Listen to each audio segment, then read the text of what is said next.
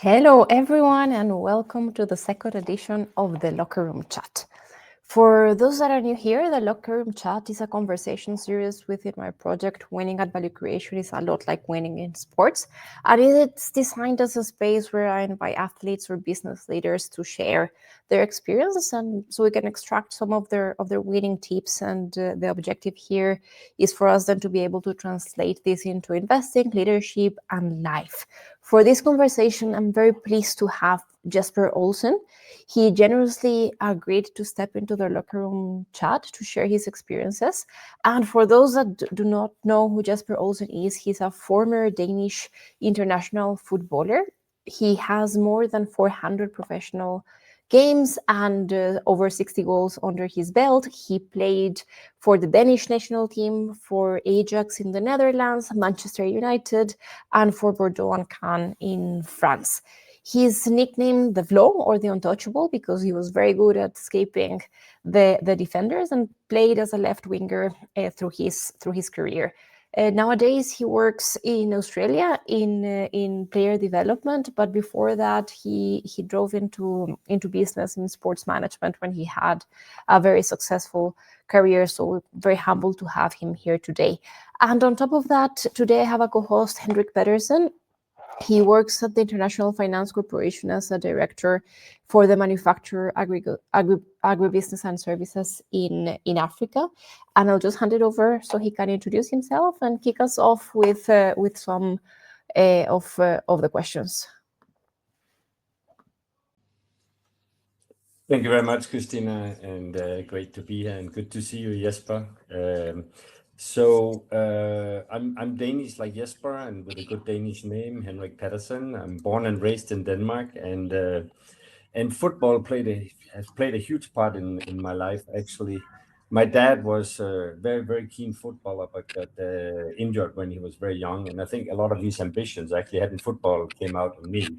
And I remember, or at least I've been told, that my dad, he got me on the pitch at such a young age. I had to put paper inside the boots in order when I kicked, they wouldn't fall off. So this has very much been part of my life. But it's like any young man, or for that matter, woman growing up in Denmark, football was such a big part of our life. We would play football on the way to school every single break.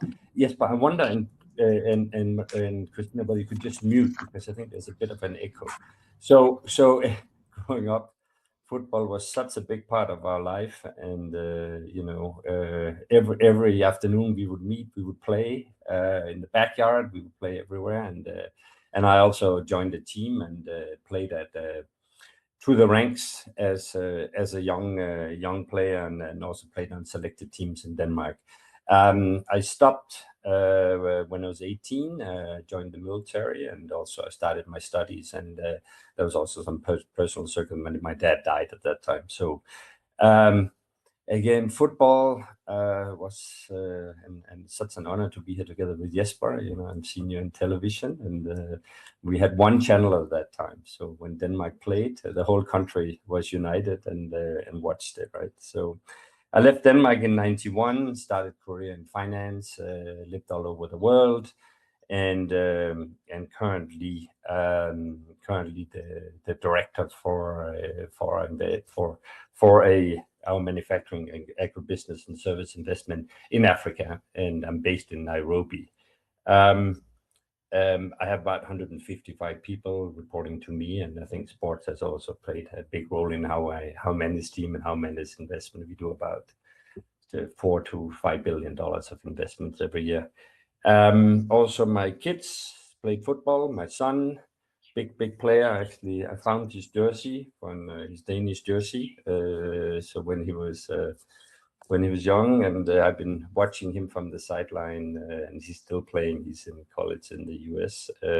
Sports also played a big part of my life. I've been doing triathlons. I've been doing sailing, cycling, and actually last year, together with my daughter, I did a full Ironman in Copenhagen, just to prove, as when you turn 60, you still can, and my daughter turned 30. But anyway, we should ask Jesper to introduce himself. Yes. The introduction, Henrik, and I'm just saying that you were lucky you had boots. I don't think I had boots until I was 11 years old. So I come from a small town in Denmark, and like you just said, obviously played football all the time with my mates at school on the way to school and so forth, and that was part of the I suppose the DNA in Danes to play football. And then in the winter we played badminton. That was the other. When we went outside, we went inside. So I was lucky enough to obviously continue. I studied until I was probably 16, and then went to really try and play football at the highest level in Denmark, and was lucky enough to get picked along the way for different teams, and ended up in the first team in a place called Næstved, which was seniors when I was 17. And then after that, it went on to become signed luckily by Ajax. Somebody saw something in me, and then my journey on to Man United, and like Maria said, that later on to France, where I stopped in 92. And all the way through that, I just I love playing, love training, love everything that had to do with being in preparing for matches and playing in matches. And my family, like I think you mentioned, your dad died. My dad died when I was only 9, so my mom could not take me anywhere. So I was really lucky that other fathers in those days could take 6 or 7 players in the car to play indoor in the winter and outdoor, obviously in the summer. So that journey was, I loved every minute of it. And of course, there's ups and downs, like in business, as we know, and it's how you kind of cope with those times. And I think that's part of the fabric of your, I think, mentality, and how you end up is that you have to take both, hopefully in your stride, and know it's not always going to be up. There's going to be downs too. So and that's what I have seen in the countries I played in. And now I sit in Australia, in Melbourne, which is a long way away from where I started off. And we have our own academy here. We have we work with clubs, with coaches, and all sorts. And still, I luckily don't have too much admin, but I'm on the pitch all the time, and that's where I prefer to be. And when I stopped in 92, I was also looking for some kind of other avenue to obviously be part of football, but in this kind of business world. And we started a company called Proactive Sports Management in the UK, in a place called Wimslow, which is about half an hour outside of Manchester. And luckily for us was the Premier League started actually a year later. So a lot of money came into the to the Premier League, so the clubs and the players, and we had a lot of players that we had to look after. So we kind of had timing, as they say, is everything. So our timing was perfect, as you didn't know at the time, but we had 10 years amazingly, yeah. So that was also part of that, like we talked about before. I suppose the way that you play your football, your determination in business, and also you have to be there when you're on, and you have to make sure that everything is looked after. And of course there's ups and downs like there as well. But yeah, so love that. So and then I ended up in Australia. That's full business too. So I'm still here. Thank you, Jesper, for that introduction and giving away some of the things that we'll be covering through the cycle. So the idea is we'll be start asking you different questions to understand your whole career. So I'll start from the beginning, and I am fascinated when people take the leap to become a professional in sports, because you do it very early in your career, and it takes a lot of commitments. So when did you realize that football was your path, and were there any doubts in the process? Did you have any plan B? And just walk us through how did it happen? I understand football comes to every Danish person life, but not every Danish makes it to your league. So I'd like to start understanding a bit of that initial process. Yeah, the football kind of happened next to your obviously schooling and so forth, Maria. And I think it was never in my head to. I love watching, like Henrik said earlier, on a Saturday afternoon, Denmark at 3:00 we have an English Premier League match live, and that was the only channel in those days. And that was always make sure that you're home for 3:00 if you're not playing yourself or something. So that you grew up with all that, watching the English players. So I just love playing and training, and I mean I when you look back at what you did in those days, came back from school where I was in Faxe, where I lived, through my school bag, took my lunch with me on the bus to where I had to play, and then my bicycle was the other end, and then bicycle, and back at 10 o'clock in the evening. And that happened for years, and that's the hours that nobody sees. And we say that to players nowadays too. All the stuff, the glitter and all that is great, but it's all the other end that makes you, I think, because that's the hard yards you have to do to be part of something special. And that's I was never kind of one with a plan B. I loved playing. Didn't think I was going to be a professional player at all.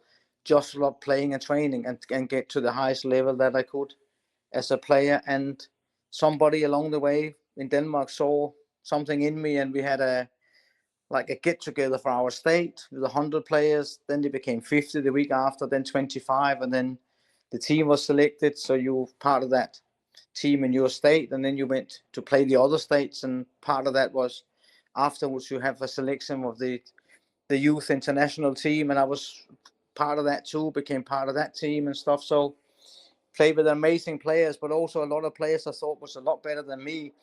Never made it to a higher level for whatever reasons. I mean, I don't know why, but maybe there was not more in the tank in terms of getting to a higher level. But you look back and think, wow, there were some amazing players that just didn't go to a higher level. So, and that was, yeah, I think I was lucky that somebody saw me, because my nickname was Chicken, not because I was afraid, but because I was so small, and everybody says, oh, he's never going to make it. He has just got the strength and all that stuff. But somebody saw something in me, luckily. I think that was part of that. Again, timing is everything. So, and that was the beginning, I suppose, yeah. Thank you, Jesper. So maybe I'll ask Henrik. He sees a lot of investments, and a lot of them can be good investments and do not make it through. So maybe to walk us around what makes a good investment, and then ask you any questions of what it made it to what it was to make it to the big leagues and make it through the draft day, and start playing with the big boys. No, thanks, Christine, and thanks, Jesper. I just want to pick up on one thing, Jesper, and I want to explore that a little bit more. You mentioned this whole thing as you were going through your career, you played with players that you thought was better than you. And I think whatever we do sometimes in life, we start out as a group, right? And we look around us and we see people who are very talented, but for some reason, you make it and they didn't. Yes, but can you take us through what are some of the attributes, or what was it in your case that made it to there, and vis-a-vis some of the other guys? You mentioned burnout, but I'm sure there's a little bit more to it than that. Yeah, I think I was never one to try and be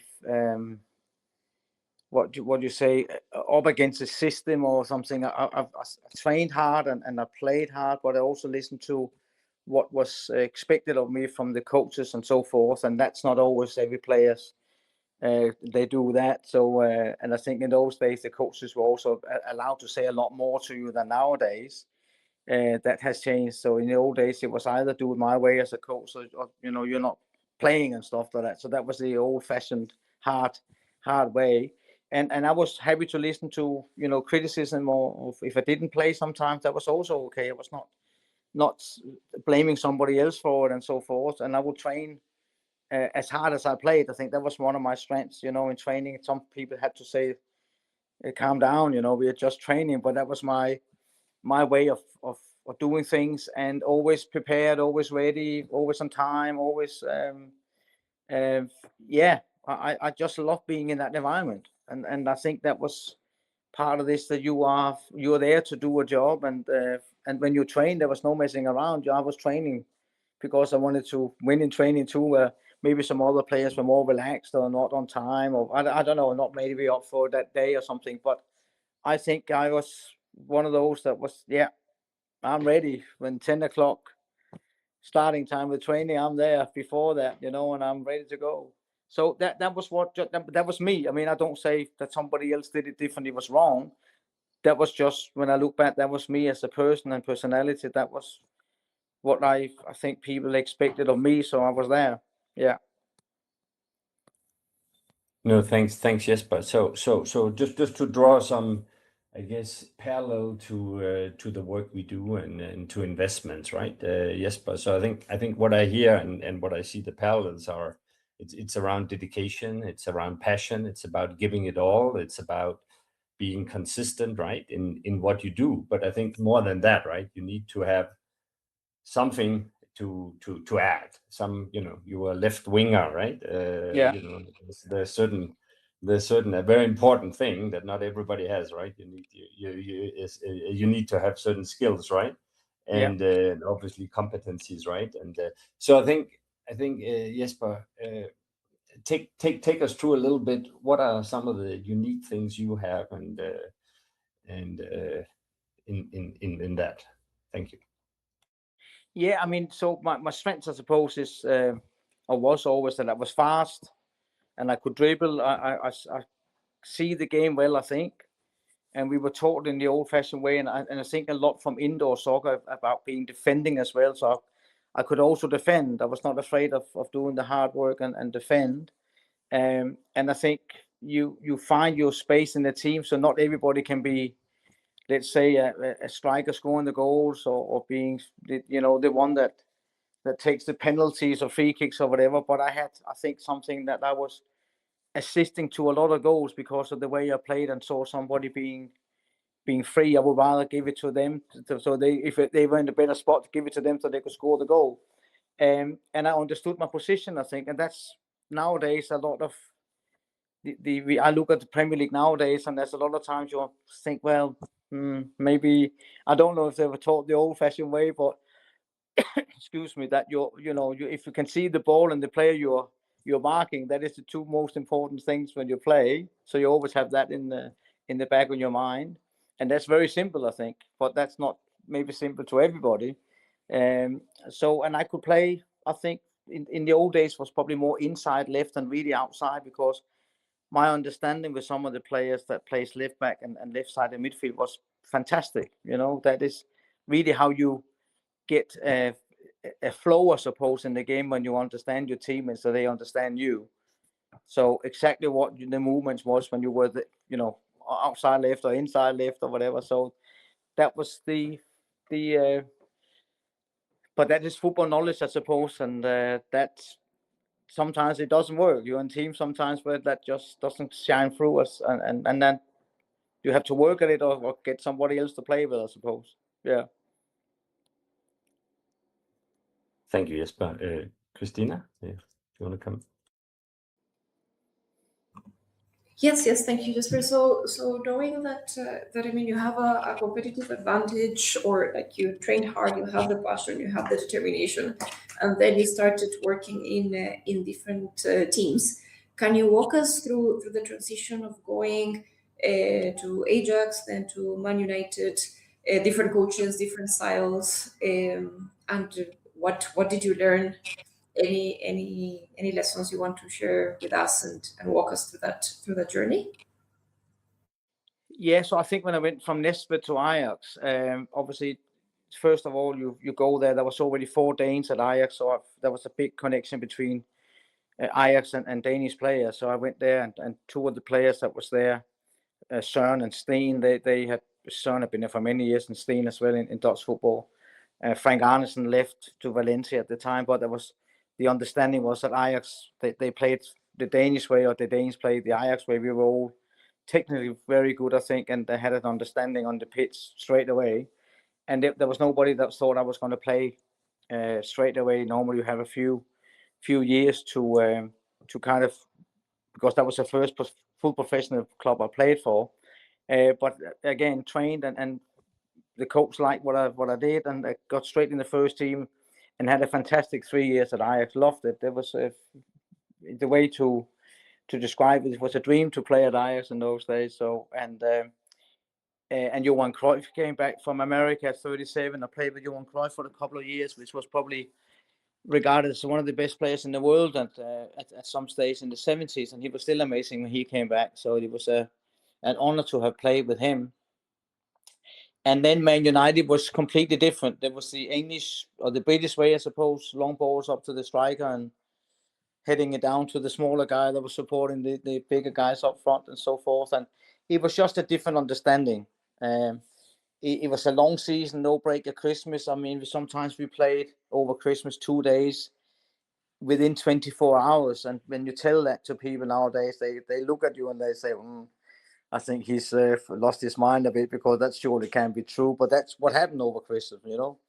And then you played again 3 days later and again 2 days later. So it was a long season, and it was hard. The pitches were not great when you got to November. So water everywhere. Sometimes you thought you scored a goal, but it stopped in the water. You got to try and go back and get it again and put it in the goal and all sorts of stuff. But it was also a learning curve again, because then you suddenly understand why the English players, they or the British players are that, like they were tired at the end, and then they got to go and play sometimes in the World Cup or in the European Championship, and they've already had 9 months where they have played a lot of matches. So we now understand, or I understood more than that, it is a tough gig for them to come and then have to get up again for a World Cup or European Championship, and different, just a completely different game.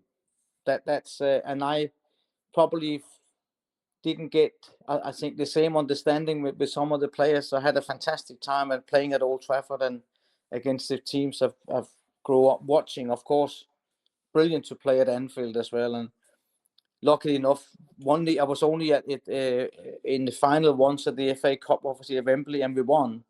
So that is a great memory, because if you go there once and you lose, that will be a different story, obviously. But all that stuff was fantastic, yeah. So overall, I think, and then I met my wife over there, so and had children later on with my English wife, and lovely, of course. I had a great time, but football-wise, it was different, definitely, yeah. So Jesper, from this, it is a big parallel with investment and the type of backing that an investor gives to a company. And there are different types of investors or different types of coaches, as we can put it, depending on the stage of the company, the type of play. I think it's very similar to the teams and with the coaches that we have in place. And I know that you managed to work with Sir Alex Ferguson when you were in Man United, and I mean he's a legend, and there is a lot that is said about his coaching style. Can you walk us through a bit of these different coaching styles and how that coach plays a big role in defining the team and making things work? Because I do believe there are different types of investors for different companies, and we may be fit for some type of investors or some type of coaches. Yeah. And that doesn't mean that we don't shine under different circumstances. Yeah. So because I gather the two coaches I had at Man U was, so Ron Atkinson bought me, and Ron Atkinson was came from West Bromwich, had a great 2 or 3 seasons with them, did really well, played beautiful football, and Man United signed him in I think it was in '83 he came to United, and I came to United in '84. And his style was very much, I bought you because I love you as a player. Go and play. I don't need to tell you anything about tactics or whatever. So we played the way we love attacking football, love scoring goals. And I've seen you play for Denmark and Ajax, so just play the way you play there, which was fantastic. I mean, that way he loved attacking football. Maybe his downfall was a little bit that sometimes you have to prepare differently for some games, of course, depending if you play away or at home or and so forth. But Ron that was not really his style, and his assistant the same, Mr. Brown. So I think that was probably, you needed maybe sometimes a bit of guidance and a little bit of leadership in terms of, this is how they play, this is what we do today to start off with, and so forth. And then the change when Sir Alex came in was very much a different style. So Ron Atkinson would always be on the training pitch. He would take part in the games or lay off passes to him when we have shooting exercises and so forth. Where Sir Alex, and that is also when you tell people, he never took a session. He always had different assistant coaches every 3, 4, 5 years, but he would never be be on the pitch to take. He would walk around sometimes and look, but never take the session, speaking to players if he needed to, and so forth. And then before the game, maybe 5 minutes on the board, and then he would rectify stuff at halftime, and that will be his input. Yeah, and then at halftime, we know the famous hairdryer. If you didn't do what he told you to do, he would tell you in no certain terms that this was not the right way. But also what he was, and I only realized that later on, that he would tell you at halftime or after the game, and then it would never be mentioned again. That was it. He'd already moved ahead again. So I'm with Monday morning, meet him on the stairs at the cliff where we train. Morning, Jesper, how are you? Good weekend, blah, blah, blah. And that was it. So in the beginning, I thought he was going to come back and say, well, do you remember what I said to you Saturday? Blah. Never. And that was his strength, I think, that he had already got. That was in the past. Now we've got to move forward to the next game and all that. So he was just, that was out of his system. Dealt with, we move on. And I thought that was very clever. Yeah. Henrik, do you have any questions here? You're on mute. Sorry, yeah. So very, very interesting, Jesper, and thanks for the insight, right? It's on two very different coaching style, leadership styles, right? It's interesting. Absolutely. Yeah, and you know, when we invest in companies, right? And I must say, as I get a little bit older and see more and more, right? Yeah. The management, the leadership, the team, how it's actually one of the most important things. There's a number of other important factors, right? So in you gave one thing about of Sir Alex Ferguson, right? Of his strength was the ability to just look ahead, right? Past is past and look ahead, right? Never dwell in it. Did he have? He's so famous. Give us a few other things about what he had in terms of leadership that maybe we can take, or maybe we can use, or obviously we have all read about him, but from your perspective, Jesper, right? It's and yeah. So I mean, he was very clever at choosing the right, what would you say, personalities and players for Man United. So in the beginning, he would come in with a bucket with the old bit of massage oil and stuff like that, and say, would anybody like a massage? In the dressing room on a bench, which was unheard of in those days. Ron Atkinson would never come in the dressing room. And in the beginning, we thought it was kind of a joke, but he actually wanted to see who was who in the zoo, as they say, you know. Who are the characters that say something in the dressing room? Who are the jokers? Who are this? So again, very clever. So that lasted for 6 months maybe. He would play cards with us on the bus. So we always play cards on the bus when we went to away games. In those days, it could take you 5 hours to go to Southampton or something on a Friday. So he would, again, so he started to build up the team around the characters and what the personalities were like, not only on the pitch and so forth. And then he also, and I think that's, he worked the hardest of any manager, 7 a.m. to 12, 1 o'clock in the night. No, but he was building the club at the same time. So he was getting a new area for academy. He was getting the right people at the club to do all sorts of things. He would chase players that he wanted to play for, to go down to London, come back at 12 in the evening, spoken to the parents, spoken to all that stuff, again, that we don't see and nobody saw. So he was building a completely different Man United. Excuse me. And yeah, again, I mean, he did so many things that obviously it's been told in his books and everything and stories by other people. But he was, yeah, you had to go with him or leave.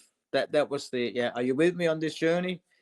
And obviously his family was with him on that journey, and he built a massive asset, I suppose, when you talk about what happened then with the Premier League coming in, and then suddenly there was all this success at Old Trafford, and it is down to his management for sure over all those years, and it will probably never happen again. 27 years at the helm, it's just mind blowing that he had the foresight and the strengths and the the power to do what he did. Yeah. So it's a unique character for sure. Mm-hmm. No, thanks, Jesper. Very insightful and very interesting as we look at leaders or develop our own leadership type. Back to you, Christina. Thank you, Henrik. So we have I will go like into three details and things that happen. So first we have long seasons, right? And you had seasons in Ajax, in Man United, then in France after you left Man United. But careers are never linear, so there must be ups, downs, and some things that we can't control. Do you have any top of your mind? Let's say the top three, in your mind for one high, one mistake, or one low, and one unexpected thing that happened that you want to share with us and what you learned from them. Yeah, I mean, at Ajax, we were lucky enough as well. We won the championship twice and the cup. So we won the double once and the championship twice when I was there, which was fantastic. But it wasn't celebrated the way it is in England. I don't think we didn't get any medals from when we won the championship. I think the club gets some trophy. And when we won the cup, I think we did get a medal, but it was nothing like the FA Cup at Man U. So that was kind of when you look back, Ajax were used to win it, I suppose, or something, but that was maybe missing a little bit. And I think the downside was I got an ankle injury at Ajax, and there was a lot of to and fro with who should do the operation and who should not do the operation. And I was in a hospital once, and then I didn't get operated on because they couldn't agree about some things in the background, I suppose, before I went to Man United. So there was a few things there, and ended up being operated back in Denmark, actually. So that was a kind of a strange time, because normally that would be straightforward, I think, but I didn't know what was going on in the background. So that was a bit of a downtime, I suppose, in terms of understanding what actually was going to happen and when the operation was going to happen and who was going to do it and stuff like that. So, but again, these things happen, and I ended up at Man U, obviously. At Man U, I don't think there was not. I mean, there was a kind of an incident and training when a player called Remy Moses, which I got on well with, not a problem really. I didn't think I had a problem with him. Let me put it that way. And I tackled him or something, and he turned around and he hit me. So my eye was open all the way from one side to the other.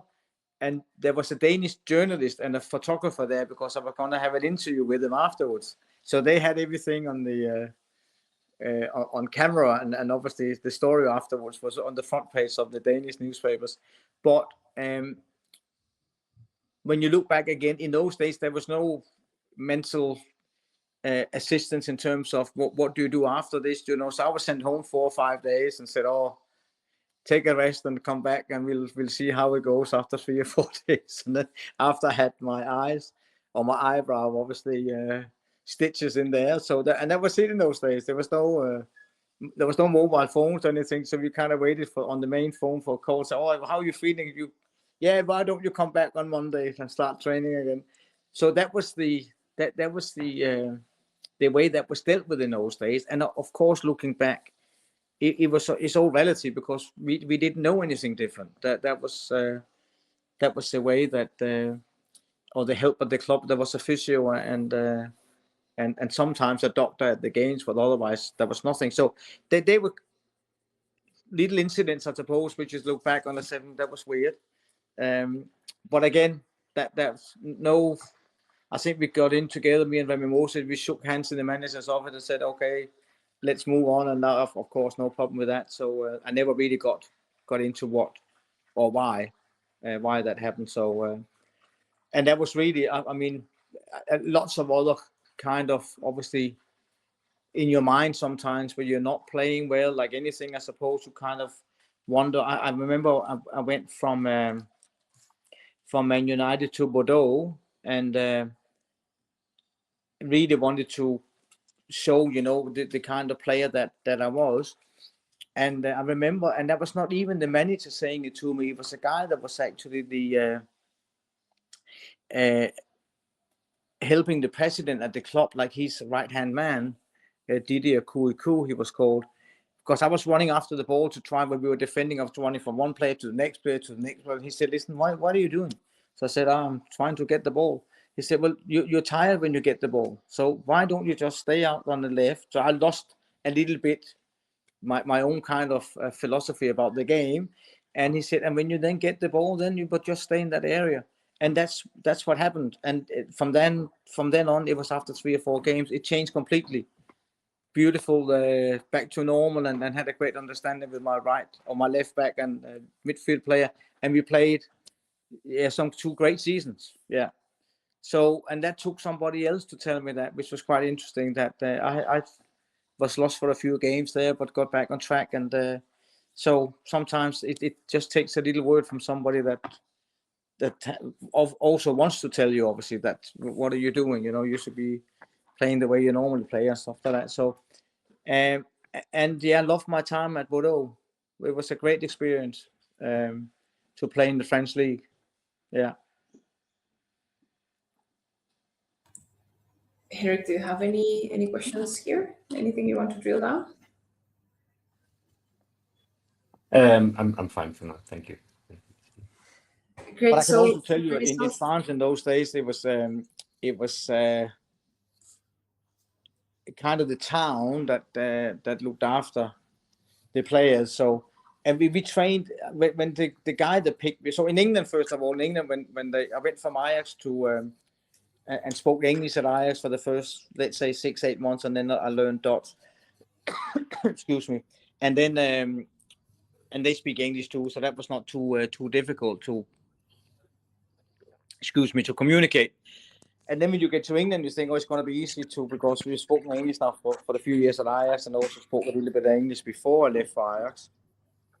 But then you get in the car with 2 Scottish guys who have got the strangest accent, so we had to travel together. And I'm listening to those 2 guys talk, and I say, what the hell are they talking about?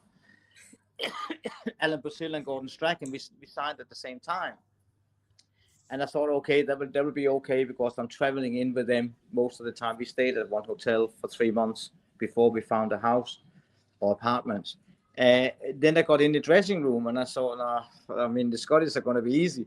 There was no from Northern Ireland, there were Irish, there was Welsh, and there was obviously Scottish and English, all with different accents. And I remember sitting back there listening to all this, and I thought, they ain't going to be easy to understand. What are they saying to me when we're on the pitch and all? But of course, the football language is different.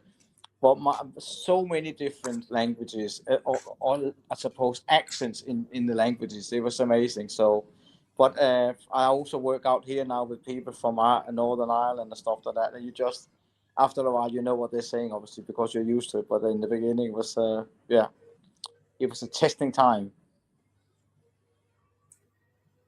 Amazing. And I think within the season, you have one famous pass penalty that you did. And I was looking at it on YouTube before, and the nerves that it should take to do that in the middle of a game, because it should be nerve-wracking enough to like take a penalty, but then decide just to send it to someone else and then waiting for the ball to come and then scoring. I would classify that as a high in your career of having the nerves to do that, and I'm very curious to let people know what was that pass penalty about, and you practiced it before, and how did that work, and the nerves that it takes to do that. Yeah, so a lot of people asked at the time whose idea was it, and of course, I was 21 and Johan Cruyff 37 and one of the greatest players at that time to play the game. So it was obviously his idea. And he did say in September, after we finished training, he said, Jesper, can you just stay back with me for a minute? I want to try something. And the goalkeeper, Hans Khalier, as well. So this is what we tried 3 times. You can only run into the 18-yard box when the ball has done a 360, so a full round. then I can run in, and then I can dribble past the goalkeeper or whatever. But the idea was to get the ball from him, pass it back to Johan, and then he scored the goal. So we did that 3 or 4 times, and it's just about timing, I suppose. And then nothing. We didn't talk about it until that day when the penalty before Christmas. He said, "Jesper, let's do it." And I also look back and think, yeah, that was all very well. But I had to do the timing right. He just had to pass the ball to me. If I messed it up, it was not his fault, obviously. So he was very clever.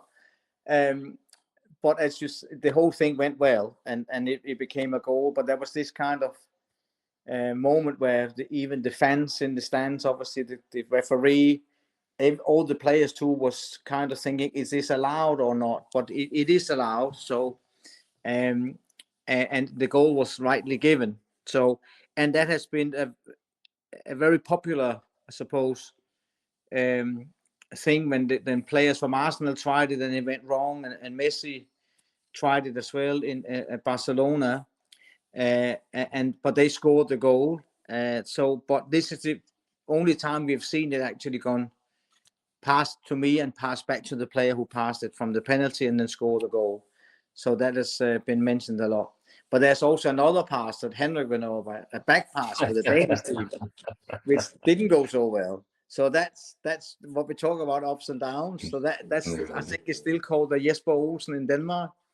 So when you do something wrong, and we talked about it, I think last time, Christina, that in the beginning that was terrible. But luckily, I didn't go back to Denmark after the World Cup. I went to England, and they don't care what other countries do. They only they like about themselves, which are fully understandable too.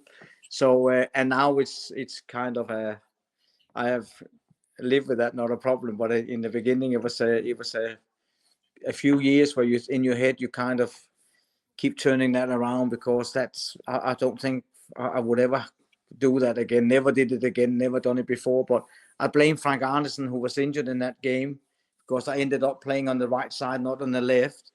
And Frank was always injured. He was one of those. No, I'm joking. But I blame him. So and he says, okay, that's fair enough. I should have played that game. So again, football and life, isn't it? And investment, I suppose you have great wins which you remember greatly, but the losses also you think, what could I have done there to do something different? So that's, I suppose, the synergy between investments too, and what could I have done different? Well, you can't take it back, can you? That's the thing. So yeah. But Jesper, thanks for it's what you did at that time. I still remember, right? Not the back pass, but the penalty with Johan Cruyff, right? Yeah. And that was about taking risk, right? And it was about innovation. It's about doing things completely different, right? Absolutely. And I remember watching it, and I remember the chaos afterwards. Nobody knew what to do, right? Was it allowed, not allowed, and whatever it is, right? But I think also in business, right? Sometimes we have to take risks. Sometimes we have to do things differently, and sometimes we fail, right? And then how do we deal with failure, right? And you also had the famous back pass. It's all history, right? But of course, you dealt with it, right? And you moved on, right? So hats off to you, Jesper, and you're very famous. But back to you, Christina. No problem.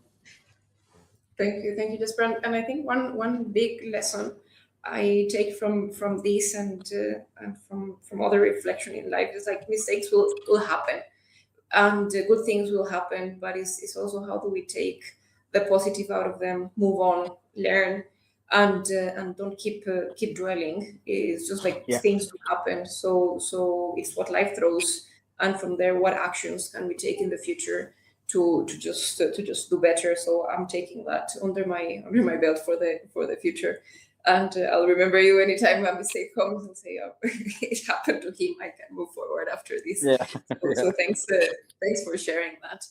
And so we have a great season through different clubs, etc. But there is that as with investment, at some point, or the money gets returned or the companies are sold, and this is known as the exit. And I think in football, the transfer window is a very similar feeling.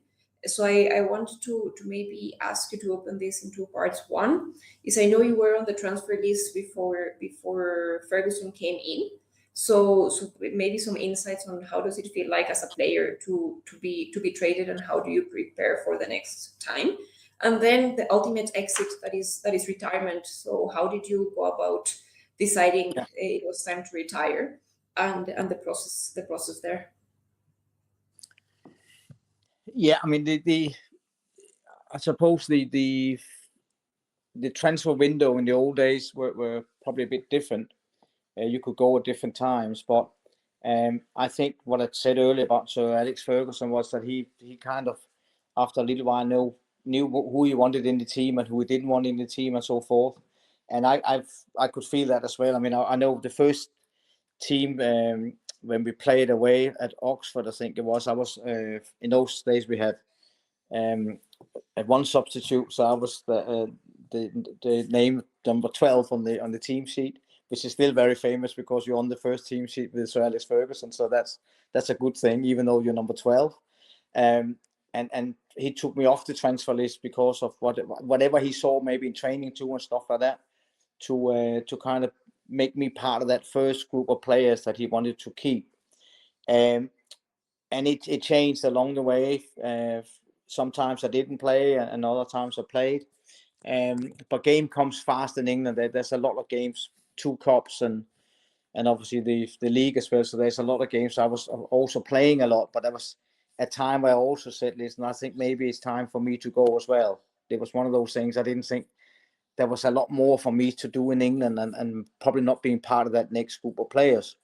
And that's when you get to that stage where I was always, I didn't, of course you wanted to play at the best clubs, but I wanted to train and play. So I was ready to go, really. That was also and you don't want to leave United just for the sake of leaving, but I wanted to leave because I wanted to play. And I was happy to try something else. That was, I'd already been to Holland and then obviously England, and going to France was also very interesting. I think quite a few players in those days from the UK went to France and did really well. So I had seen them go, and I thought, okay. My friend from Søren Lerby from the Danish team was at Monaco already. English players like Chris Waddle was playing at Marseille with massive success, and Clive Allen was already at Bordeaux when I got there. The English striker who scored the most goals for Tottenham in one season. So there was a lot of big names in the French league, and a lot of big names from the French World Cup teams playing at Bordeaux. I thought, wow, I'm going to play with Cantona at Bordeaux. I'm going to play with Jerez. There was some amazing Didier Deschamps that became world champion later on, and Tony Joseph Bell, who played in Africa for one of the best teams there. So yeah, there was an amazing interest in the Dutch, in the French league from everywhere. So I was very happy to go there. Yeah. And maybe after going there, taking the decision of retiring, what prompted you to say it's enough? Because you're exiting, yes, Man United at some point, and then the whole career. So a bit of understanding what was your exit strategy to say I'm retiring here. Yeah, so again, I think this is where a lot of so I went to Bordeaux for 2 years, and then went up to Caen up in Normandy for 2 years. And Caen was a new team in the French league, and we were 3 players from Bordeaux that went up there together. There's a few other players coming from other clubs, and again, I think this is where a lot of us, and myself included, obviously, I didn't. If I played for Caen, I wanted to win the Caen as well. If I played for Bordeaux, I wanted to win with Bordeaux. And at Caen, we qualified for the European competition for the first time ever with Caen. So the camaraderie. So we got back to the old ways. We had a cigarette after the game in the dressing room and a beer. It was more about the players having fun together as well. And still, when you're on the pitch, that was your head completely different. You were playing to win. And we had an amazing season. So then you take this and think, okay, you are kind of at another club who are kind of, so if they do okay to stay in the league, but that was not our, we wanted to try and win every single game we played, and try and do the best we could for the club and try to qualify for something. And we did. So again, even though you are at a smaller club, you can still set your sights up here. And if you don't get there, of course, but we got there, and we had an amazing season and an amazing group of players, and had some great fun, which was my last season. So I really enjoyed that too. That was a great journey to go there at the end. Yeah. So the exit strategy, as you say, is I got injured in March in Cannes, and kind of said, okay, we hadn't qualified as Henrik Renault for the European Championship because of Yugoslavia qualified, but then obviously what happened in Yugoslavia, the war, and we were called home from all different places, all the Danish players, and I've already said I'm retiring, so I wasn't called, obviously, and it was not my team either. But so, and then they won it, the European Championship, with the team, the next, I suppose, generation of players from Denmark. So I kind of went back home to the UK with my family, and kind of retired, and had no plan B at all. And the first 3 months, that was all wonderful, as people would say, when you're 32 or 33, this is a bit bit early to retire, and you also need money to retire. So you have at this stage, I had 2 kids, and we had one on the way. So for years, struggled with finding and I know nowadays a lot of players, but even with money, you struggle to find your identity again, I think, because you've been so involved in this since you were such a young person and player. And what now? And that really was scary for a couple of years. I had no idea, could not find any rhythm, tried a bit of this or that, not sure about that. And then luckily enough, a guy called Paul Stratford had already started a company called Proactive Sports Management, and he was on his own, and he asked me and Kevin Moran, who I played with at United, who also went to play in Spain, had come back to the UK, and didn't really know exactly what to do either. And after 6 months of talking and listening to what we could be doing and stuff like that, we became partners, the 3 of us, in Proactive Sports Management. And the year after, so that was looking after players, and we wanted to start events with the World Cup, European Championship, going to Old Trafford, going to Arsenal, going to Tottenham, going to Liverpool, and all that with companies to do the corporate stuff. And we did the Monaco Grand Prix, we did the Open in golf in Scotland, and we did have an amazing journey, World Cups and European Championships as well. But the player management became huge because of the money that came into when it became the Premier League. So we had our first player transfer was Andy Cole from Newcastle to Manchester United in December in 1993.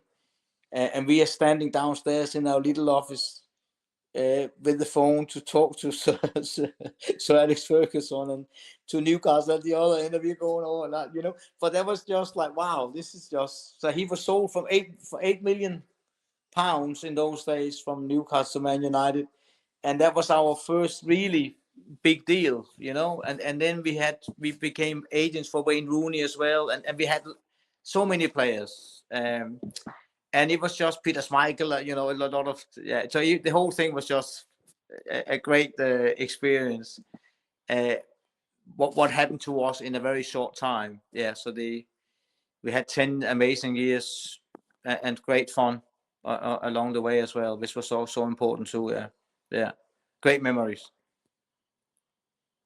So that for my exit plan not being there, suddenly you're back in the what we knew, of course, and players knew us. So we had players from South America, from Norway, from Greece, from everywhere, because we became a little bit of a hub for a lot of agents in those countries. So they would contact us to help them.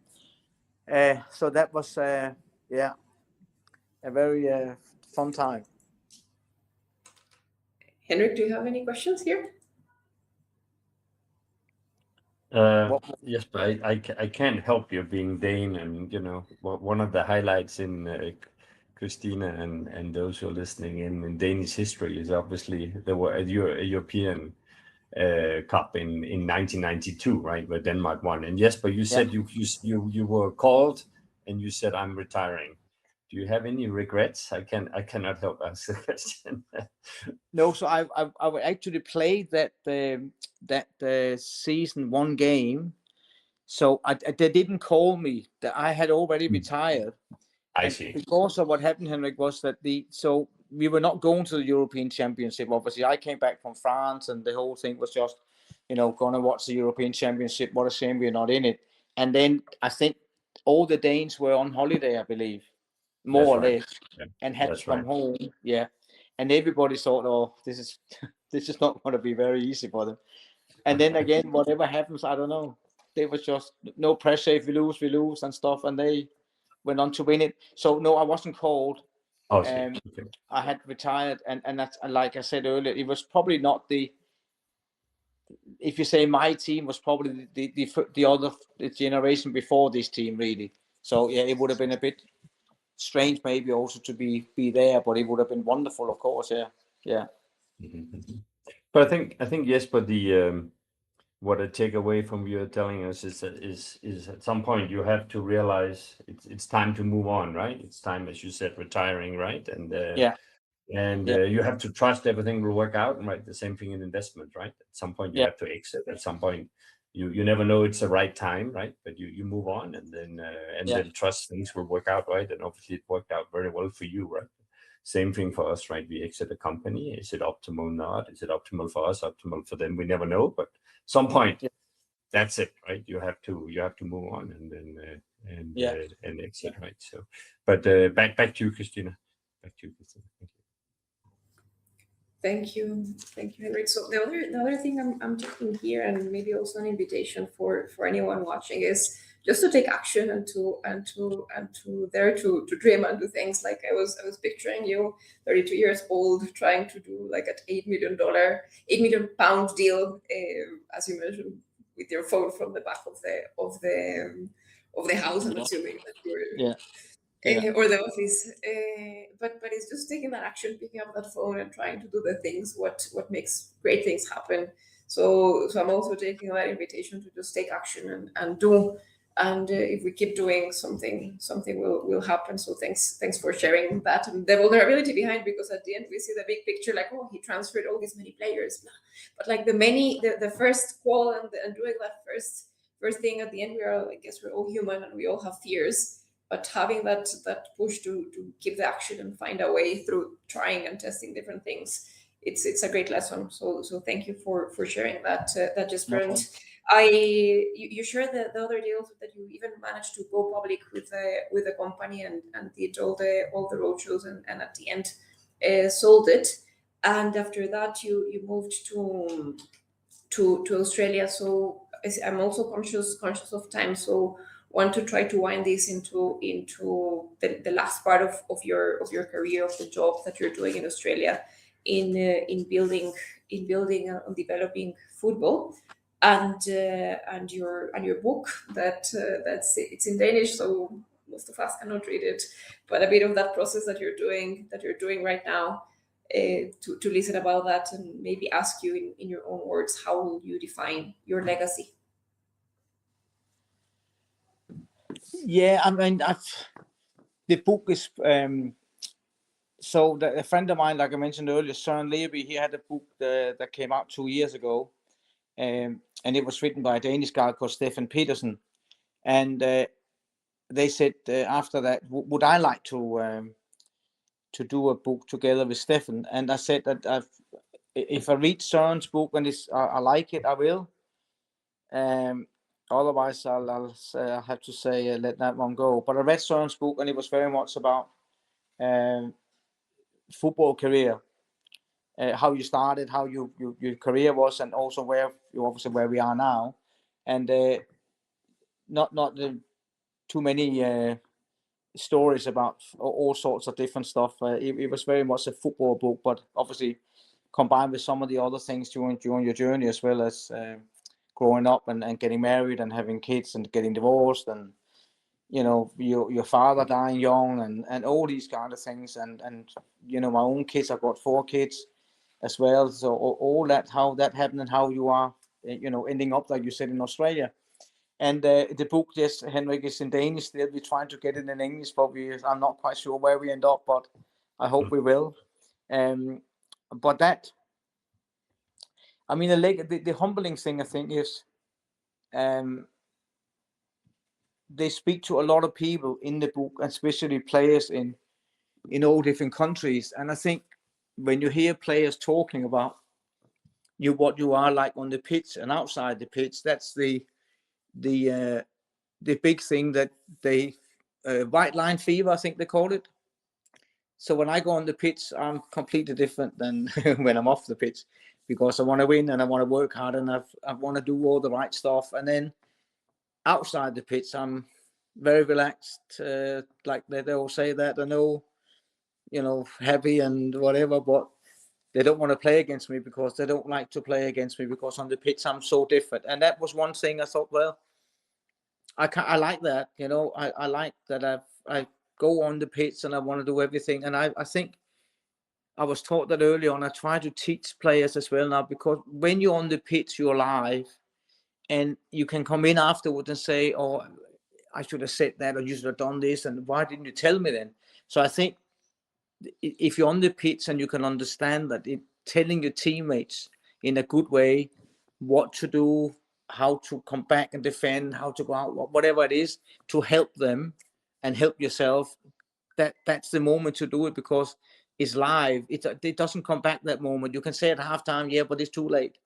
So say it on the pitch, leave everything out there, and then afterwards you can say I did everything, and then you move on. And I think that's what I was I learned early on, and I think that's what I liked about playing with lots of different players too, to try and we help each other on the pitch in a good way.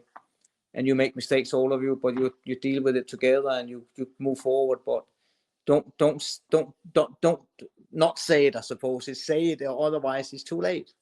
Yeah. So, and don't blame somebody else. So my legacy, I suppose, I don't know, legacy, that's a big thing, isn't it? But I'm happy with what people have said about me on the football side, but also on the personal side outside. So that's really I'm very humble with that. Thank you, Jesper, for being so open and sharing all your stories and lessons. Henrik, I don't know if you have any final question or final remarks. No, I just really want to thank you, Jesper. It's as a, you know, Jesper is a few years older than me, right? And sitting at home watching you play together with my dad, and it brings back memory. And when Christina called me, right, I said, if I want to participate in talking to you, Jesper, it's the answer was yes, absolutely, right. It's you have such a legacy, and I think what you have done, not only for young people, but also giving back, right? And what you're doing currently, right? You're giving back to a lot of people, right? Really commendable, right? It's not just about you; it's about your whole legacy and what you do for the next generation of players. So I just want to thank you, and you know, and also say I'm quite pleased and quite honored to be able to meet you today. So thank you. Thank you. Same here. Thank you. And sorry, just before we fully close, I have one last squeezed question for all the parents with kids, now that you're working with kids in football development. Any tips for parents that have an interest of their kids growing up in sports and becoming athletes, that we can give that gift to those parents? Maybe they become like you in the future. Yeah.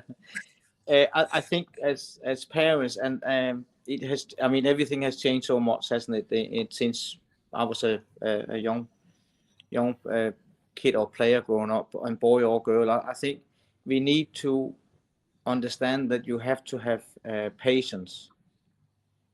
You know, they're kids, they don't see what we see. Obviously, it's a big thing everywhere now, not even with social media and all sorts of stuff, but even, you know, when we have sports, you know, let them let them make their mistakes, have patience with them. They forget about the game 2 minutes later, but they remember what was said on the sideline by other parents and by parents, or their parents, I suppose. So this is where we're going to try and understand that. Let them have fun. They're only young.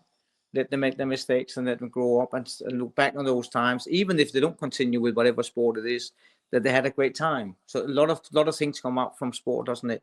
Socially as well, and understanding other people, how they tick as humans and stuff like that. And then as coaches, I think we and this is what we try and do, but I mean, we are not perfect by any means, but we understand that it's not about us, it's about the kids. I mean, if I win a game, great, but it's not. So what? You know, we're not over the level now where we're actually playing for points, and in a big league. If you're an adult, it's a different story. But until then, it's the kids we're gonna look after. It's not the coach saying, "Oh, I won the league," blah blah. So who cares, really? You know, that's not the important bit. Development is what it's all about. 18 when you reach, or 17 when you go into the big teams, then it's about winning, of course. But until then, let them. We try and hopefully help them with getting to do less mistakes, but enjoy it. Understand that we are not the main character. We are just supporting the young players, boys and girls, to get to the next level. And if we can get to that stage, I think that would be a big step, because we are developing players to hand them over at the end when they get older. So that would be I suppose, my kind of dream. If we can understand that, that's will be a big step in the right direction, I think. Thank you, Jesper, so much again for your time, for your kindness, and for sneaking in that last tip of advice for parents. And I think patience. It's also something I'm working on to wait for things to happen for the right time. Yeah. Not always easy. Not very easy. No. Not very easy. Like as you know, I'm recovering from an injury, and that patience of going and waiting it's also a tough mental game. So let's get on that patience to wait for the right time and the right things and enjoy. Yeah, of course. I mean, I coach 6-year-olds and I coach 18-year-olds, and the 6-year-olds sometimes they're looking at the sky or talking to the player next to them, and what are you gonna do? I mean, what are you just gotta let them. That's it. Let them be in the moment, and then they're 6 years old. I mean, you know, so that's, yeah, and that's lovely to see, isn't it? That's the other side of it. You gotta have a little laugh and say, yeah, okay, they'll be back in a minute. So yeah, at that age, it's wonderful to see them just doing sport. So great. So Jesper, thank you once again, and Henrik, thank you so much for your time and for sharing some of your perspectives and questions. And thank you everyone that joined us live. The recording will be available, and we will also share a follow-up article detailing some of the key insights, and also just for paying you a bit of a tribute to, so you have some of our thoughts in writing for the future. So this was the Locker Room Chat episode 2, and I hope to see a lot of people in the next one, and wishing everyone a great day and a great rest of the week. So thank you so much. Thank you for having me as well. Thank you. Thank you, Christina, for organizing and having us. Thank you. Yeah.